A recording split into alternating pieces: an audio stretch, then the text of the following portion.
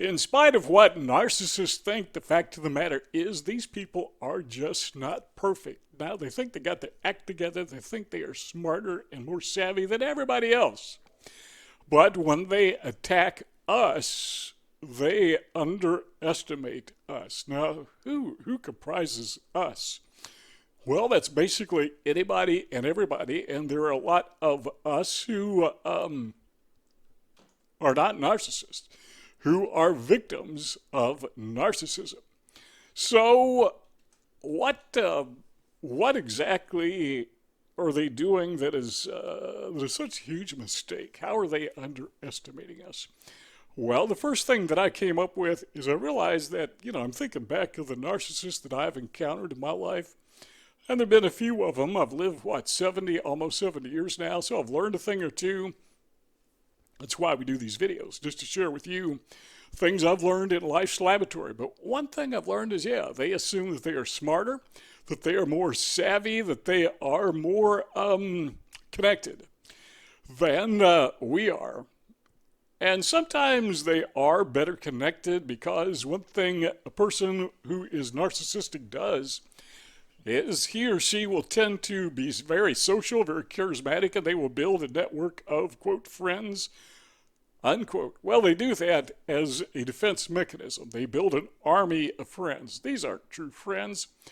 At least the narcissist is not their true friend, but they think he is. And I've fallen into that trap. And they take advantage of people and they get away with it. And because they have gotten away with it, they think, that was easy. I outsmarted that guy. So I think I'll do it again. And they do it again and they outsmart the guy. Now, the reason they are outsmarting people is because, well, first of all, they're not outsmarting them. They're just betraying their trust. I mean, what a narcissist does, these grifters, the covert narcissist, what they are doing by ripping people off, most anybody could do that. And they're really not more intelligent. They're not more savvy.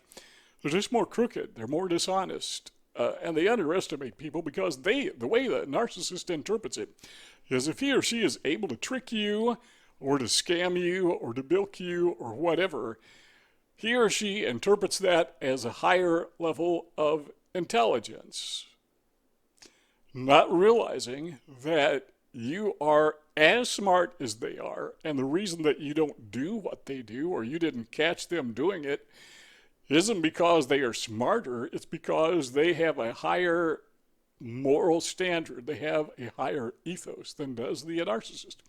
But the narcissist, being a narcissist, they can't admit that. Number two is they underestimate us because they assume their victims need them. I'm trying to think of the narcissists that I have known in my life or people with narcissistic tendencies, and this seems to be universal, at least in my life's laboratory, that they think somehow that we are dependent on them, and they try to get us in this codependent loop, and they don't think we can break out of it, but once we realize that we're in it, we can break out of it. So I can't think, and I could be wrong in this, but just thinking back, I can't think of a single instance where a narcissist was able to keep his chickens in the chicken house. I mean, they'd all figure out what was going on. This guy just wants me for my eggs, for my supply, and they're out of there. They think we need them. We don't need them. We absolutely positively don't need them. And they just underestimate us because they think that they are so wonderful, that they are so valuable, that we are an integral part of their life and a necessary part of their life, and that we are largely dependent on them and our lives would stink without them. Oh, they are so wrong. Our lives are miserable because of them. Number three is this. They assume, at least the narcissists that I have encountered, they assume that we are tortured by their absence. Yeah, I've known narcissists who have actually done this and boasted about it. They would have somebody they called a friend or maybe a family member, and they would punish these people by avoiding them. they would punish these people by staying away from them. Now, what they didn't understand, the reason they underestimated those other people is those other people wanted them to avoid them, wanted them to get out of their lives, wanted them to stay away. Narcissists, for some reason, just can't come to terms that it is conceivably possible that there is any living human person anywhere on this earth who would not be blessed and their life enhanced by the presence of the narcissist. Talk about underestimating, talk about misperceiving reality. These people are borderline psychotic. Number 4 is they underestimate their ability to bully other people. They think if they bully somebody, the person will be a doormat and allow them to get away with it. How many times has a narcissist been set on his or her rear end? Multiple times. But they don't get it. I mean, it just doesn't register with these people because I don't think it can. I don't think it's possible for, if it's a true narcissist, for them to know they've been defeated.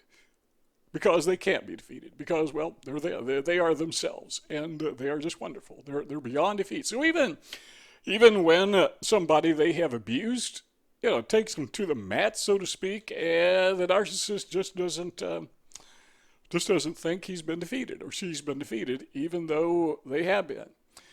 When I remember sometimes I'd be play wrestling with little kids like preschoolers, and you let them wrestle with you, and then they get you, they got you. They got their arms around you, and you can't move, they're thinking. And what's fun to play with these kids is once they get you in that position, what you say to them is, I got you, you can't break loose. And what does that little kid do? A little preschooler do? They let go of you just to prove that you didn't have them. That's kind of what a narcissist does. They think they got you. They think they have bullied you, and you say, look, yeah, you sure do got me. And they let loose a little bit, and you walk away. They can be so, I don't want to say they can be so dumb, but they are not as savvy as they think they are. We're not as naive as they think we are. In fact, just the opposite is true. They are the ones who tend to be gullible. They are the ones who tend to be naive. And if you know what you're looking for, these people, they'll never admit it, but these people are easy to take advantage of. I don't suggest you do that because, well, that's what a narcissist does. There's no advantage to it. I see no reason whatsoever. There may be some exceptions, but I see no reason whatsoever you should fight with a narcissist. If he or she wants to bully you, just get out of the way and let them fight with themselves. Number 5 is they assume, are you ready for this one? They assume that they are invisible. Not really. I mean, not literally invisible, but they think they can get away with things and you won't find out. They don't understand how overexposed their behavior is. They don't understand, they don't comprehend what people are saying behind their backs. That their behavior is so very obvious. Some of the people in my life who have been narcissists, they think they're getting away with it. And I know people, I've talked about this in other videos, but I know narcissists who have been sued multiple times. And they still think they're getting away with it because, well, they didn't pay the judgment or whatever. They somehow think they're invincible and invisible. Probably I should have said invincible rather than invisible. But some of these people, some narcissists, I pause because I'm trying to think in my mind of specific individuals. And I suppose if I thought about it, I could probably come up with someone. But not literally invisible, but they try to hide so that they can't be prosecuted or they can't be sued. They're judgment proof, or that somebody who they've screwed over can't find them. So in that sense, they try to be invisible, and they think if they're invisible, they are invincible. What happens is they spend their entire lives running and hiding. but they're flat out failures. They underestimate you. They think that they are somehow superior when in fact they're the more extreme of these people. These narcissists, they're just kind of crazy.